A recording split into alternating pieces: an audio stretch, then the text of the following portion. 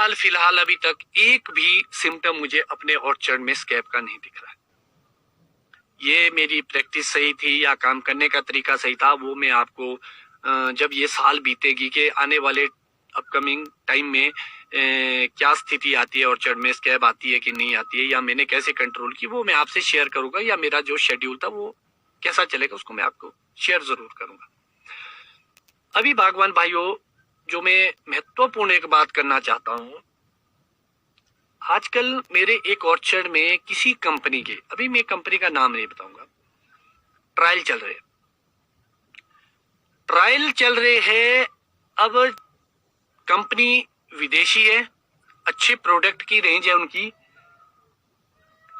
मगर जो एक चिंता का विषय है हमारे बीच, या मैंने जो चिंता महसूस की है इस वक्त, अगर वो कंपनी सही है, उनकी सर्च सही है, ऑन रिटर्न जो वो दे रहे हैं, तो हमें एक सोचने का विषय है कि मैंने ये बात डायरेक्टर हॉर्टिकल्चर से डिस्कस की, और डायरेक्टर साहब ने ये बताया कि आज तक हमारे संज्ञान में ये बात आई नहीं कि ऐसा भी हो सकता है, या इस बात पे कोई बात ही नहीं कर रहा है। तो वो जो बात है बागवान भाइयों, मैं आपसे शेयर करना चाहूंगा, वो बात है स्प्रे करते हुए हमारे पानी के पीएच की। मेरे ऑर्चर्ड में जहां हम मैक्सिमम हमारी इंडस्ट्री में जो स्टेबल वाटर है, टैंक में है, टंकी में है, ड्रम में है, उसको मैक्सिमम हम स्प्रे करते हैं, या जो नाले से आता है डायरेक्ट हम उसको भर के स्प्रे करते हैं। तो जब मैंने अपने पानी का पीएच चेक करा यहाँ पे, तो जो हम स्प्रे कर रहे हैं वो लगभग 8 से लेकर 8.5 पीएच तक पानी का पीएच है। अब आज मैं आपको थोड़ा सा जो भी मुझे ज्ञान है थोड़ा बहुत, उस पे मैं थोड़ा सा डिस्कस करना चाहूंगा कि ये पानी का रोल क्या है हमारा, और ये हमारे लिए कैसे फायदेमंद हो सकता है और क्या नुकसान कर रहा है।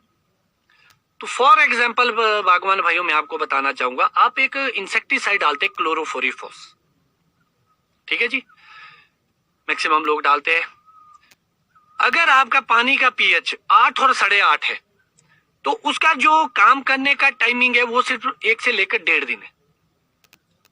जब आपका पानी का पीएच 8 और 8.5 है, और आप क्लोरोफोरिफॉस नामक, एक एग्जाम्पल के लिए मैं बता रहा हूँ, ये सब दवाइयों पे अप्लाई होगा, तो उसका जो टाइम पीरियड है वो 1 से 1.5 घंटे के बीच है, सॉरी 1 से 1.5 दिन के बीच। मगर अगर आपका पानी का पीएच 5 होता है, तो उसकी जो क्लोरोफोरिफॉस की काम करने की क्षमता है वो बढ़ के लगभग 60 से लेकर 63 दिन तक हो जाएगी। है ना बहुत इंटरेस्टिंग। एक बागवान काम करता है, स्प्रे करता है, मेहनत करता है, अपनी गाड़ी कमाई अपने पौधों में, अपनी मिट्टी में लगा देता है, पूरा परिवार मेहनत करता है हमारा, और सिर्फ एक पानी के पीएच की वजह से वो दवाई यूजलेस हो जाती है। कभी आपने ये सोचा है? अब सोचने का विषय ये है कि ऐसी चीजों पे काम क्यों नहीं होता।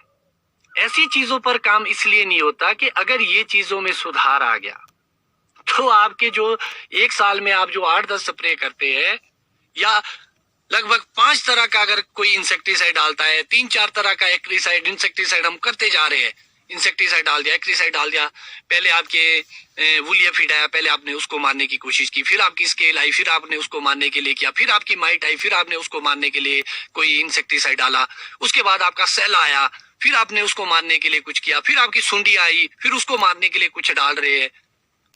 हम कब तक ये सब कुछ करते रहेंगे और कितना करते रहेंगे? इसी के परिणाम स्वरूप आज हमारी स्केल बहुत आ रही है, हमारे माइट बहुत ज्यादा आ रही है, क्योंकि अत्यधिक इंसेक्टिसाइड का इस्तेमाल हम कर रहे हैं, और एक चार्ट सा बना दिया है कंपनीज ने हमारे सामने, इतनी बड़ी लाइन बना दी है, रेंज बना दी है कि हम क्या क्या करें। हमें डराया जाता है, अब ये कीड़ा आया, अब ये कीड़ा आया, अब ये कीड़ा आया, अब क्या डालें।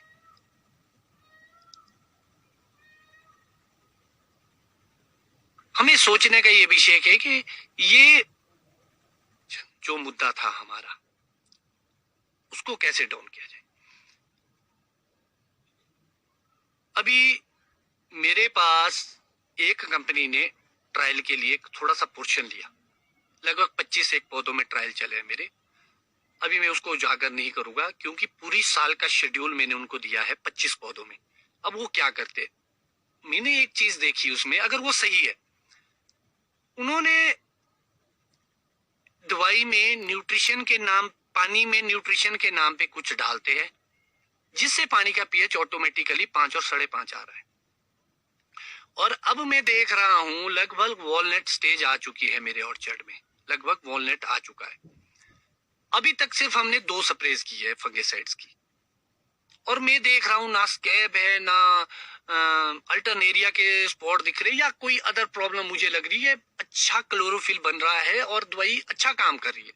अब ये सोचने का विषय है, और ये जांच का भी विषय है। मैंने डायरेक्टर हॉर्टिकल्चर को भी बताया था कि अगर ऐसी कोई टेक्नोलॉजी है तो प्लीज उसको लाया जाए और बागवान को बताया जाए करने का। हम दवाई डालते हैं, उसकी पूरी कीमत वसूल हो सके।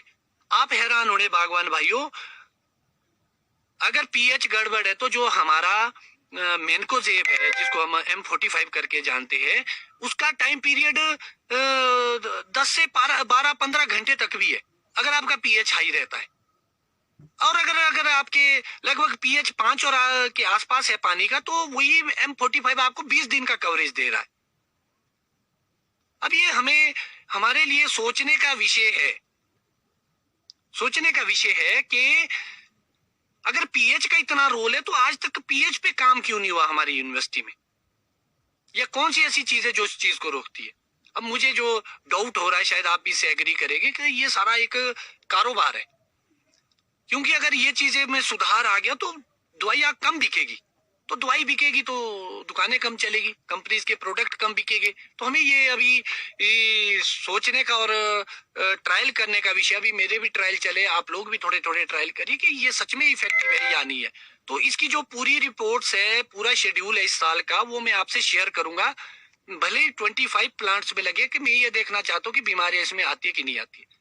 और अगर इसमें मैं कोशिश कर रहा हूँ इस साल की, भाई हमारा जो टाइम दवाई की स्प्रे का शेड्यूल है, उसको मैं 25 से लेकर 1 महीने तक लूं, बहुत जल्दी ना करूं स्प्रे, जैसे अमूमन हम 12-15 दिन में करते थे। ये अभी ट्रायल का विषय है, अभी इस पे आप ना जाएंगे, मगर अपना शेड्यूल, मगर आप अपने पानी का पीएच जरूर चेक करें, पानी के पीएच को कम करने की कोशिश करें।